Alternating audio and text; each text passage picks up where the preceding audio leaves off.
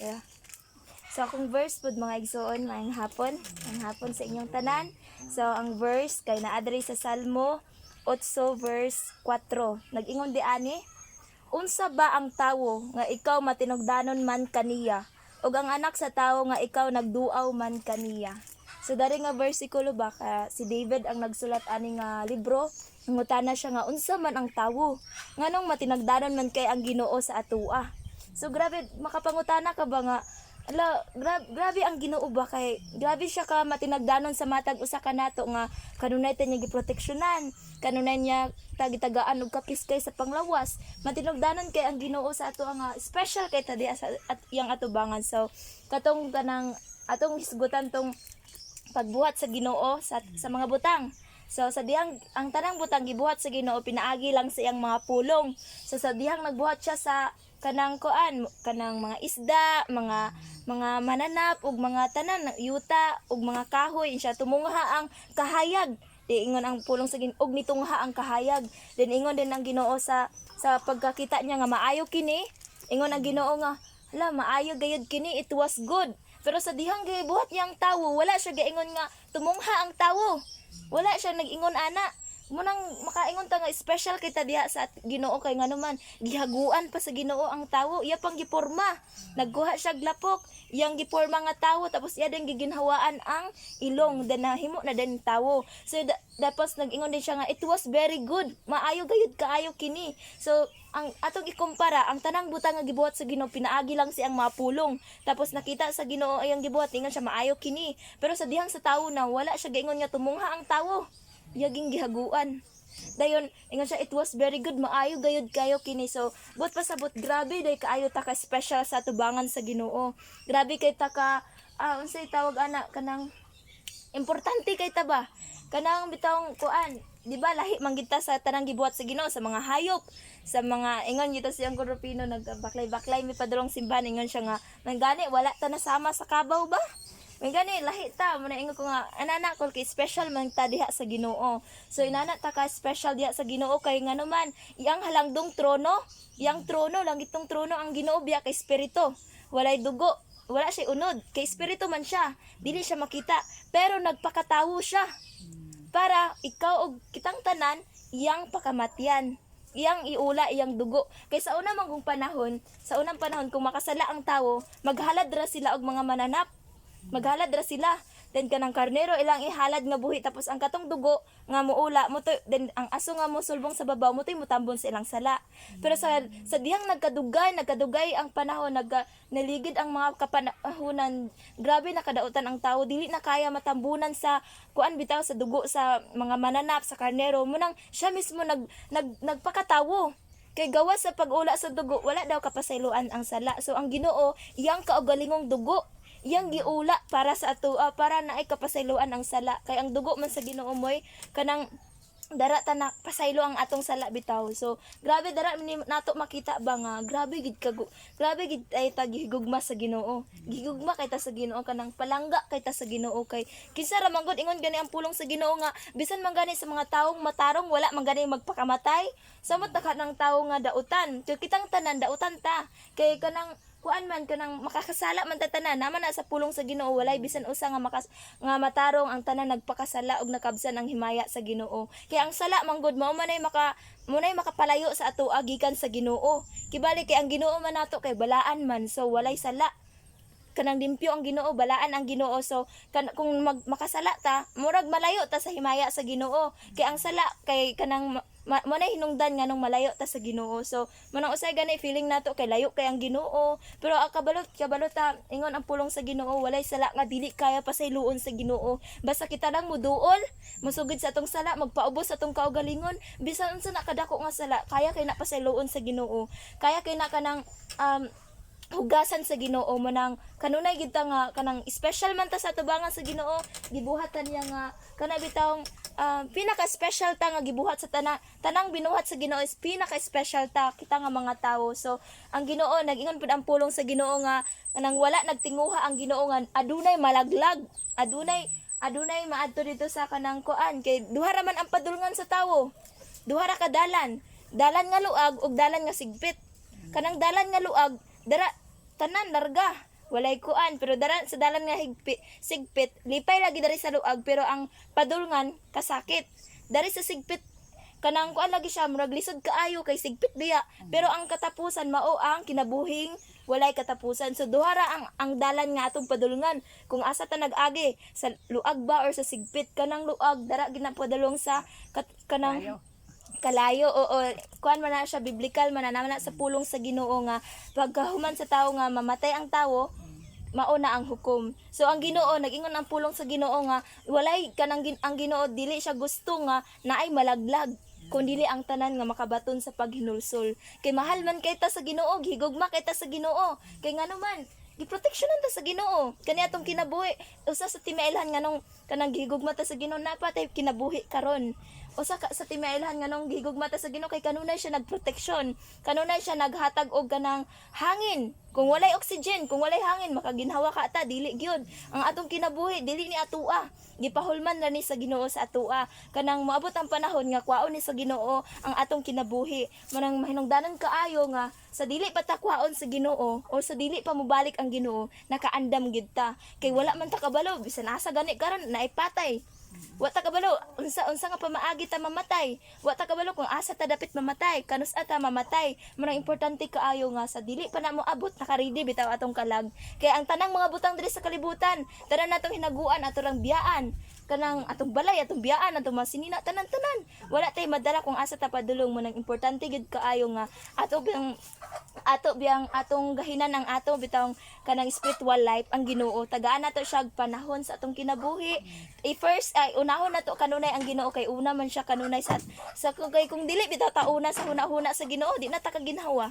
Munang kuan bitaw sa pagmata nato sa kabuntagon gitagaan ta og kanang maayong panglawas sa Ginoo. Gitagaan tag kana bitawng gininhawa sa Ginoo. So but pasabot ana una kay ta sa huna-huna sa Ginoo. So ingon gani unsa man atong balikan ang verse, unsa man ang tawo nga ikaw matinagdanon man kaniya, kinsa man ta?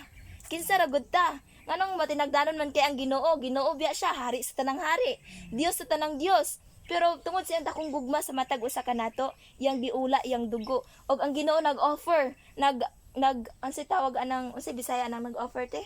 Kanang inaghalad. Nag-offer o naghalad or naghatag. O naghatag ang Ginoo sa atong sa matag usa sa atua.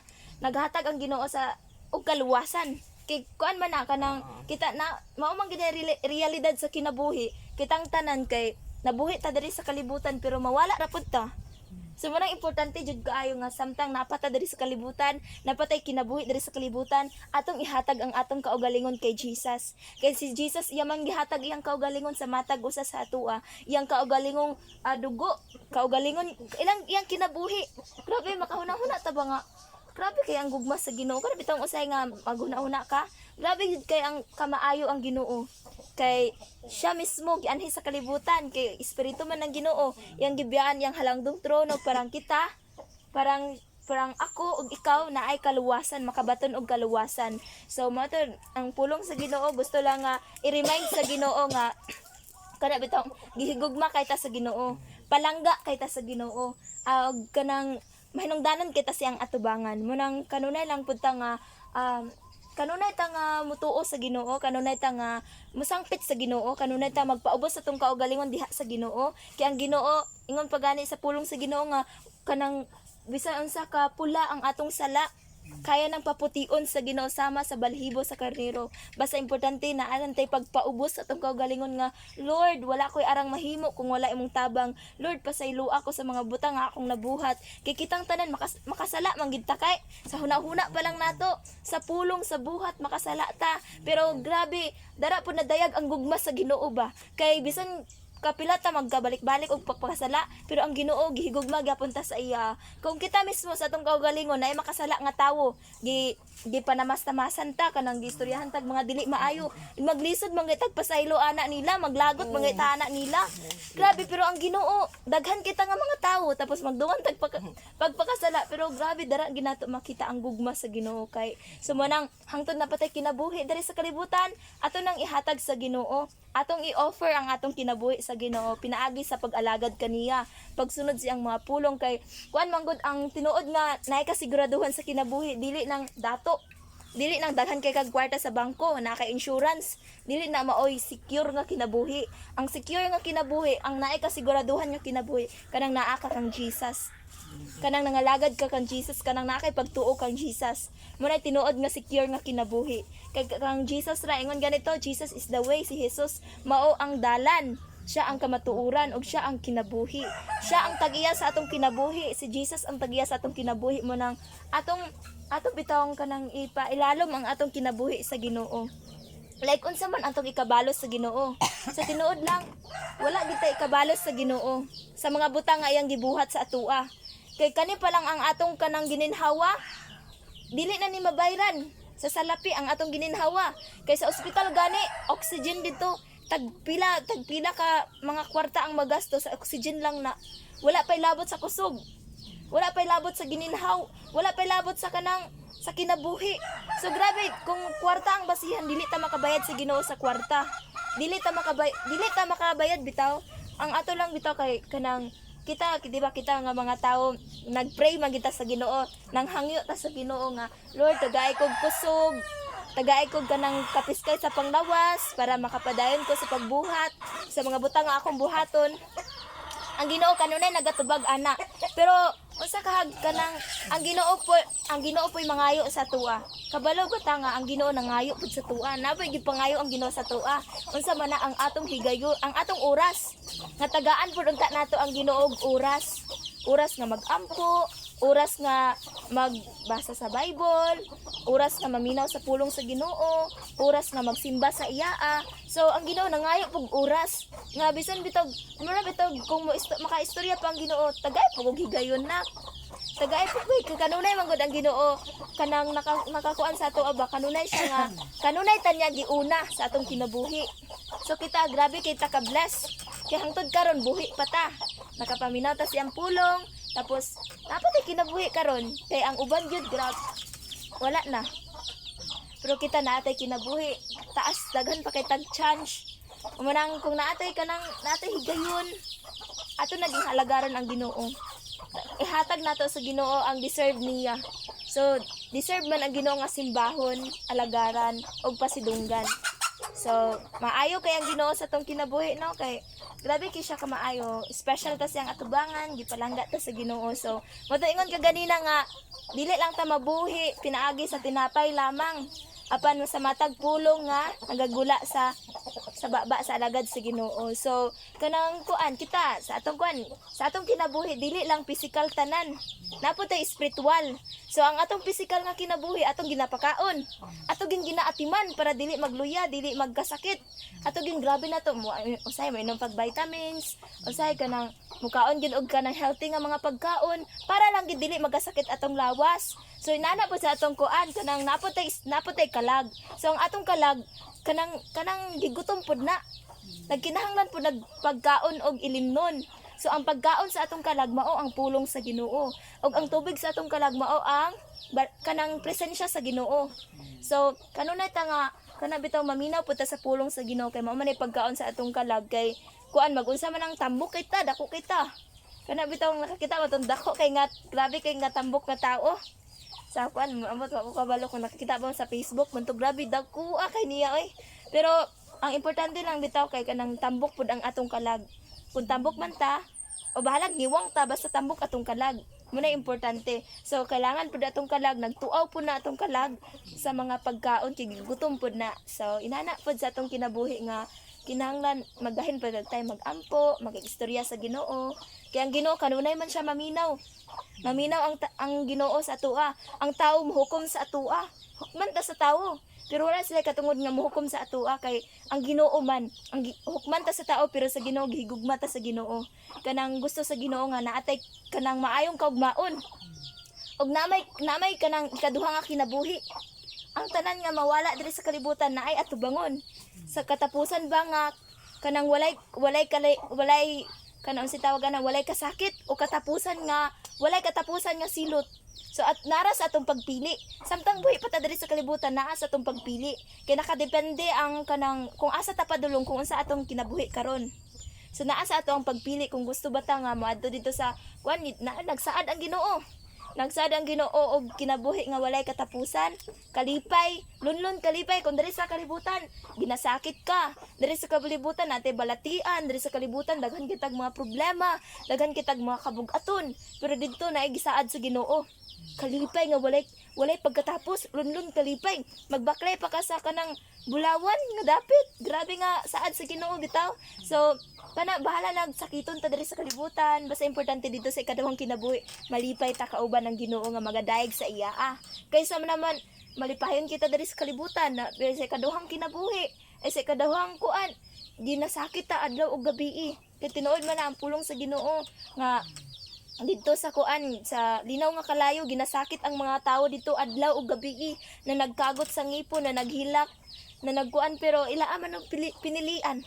Ang tao kanang dili man na depende sa Ginoo kung asa ta ibutang. Kung gusto sa Ginoo nga malangit ta, kung maimperno ta dili. Nakadepende na sa atong pagkinabuhi og kita mismo gitagaan tag freedom sa Ginoo. Nabitaw tay kagawasan nga mo desisyon. Yes, makadungog ta sa pulong sa Ginoo, pero kita gyapon ang naay kanang gitagaan ta og kagawasan sa Ginoo nga mo desisyon ba nga mosunod ba siyang pulong, malagad ba sa iya, kay ang Ginoo di man gid mamugos.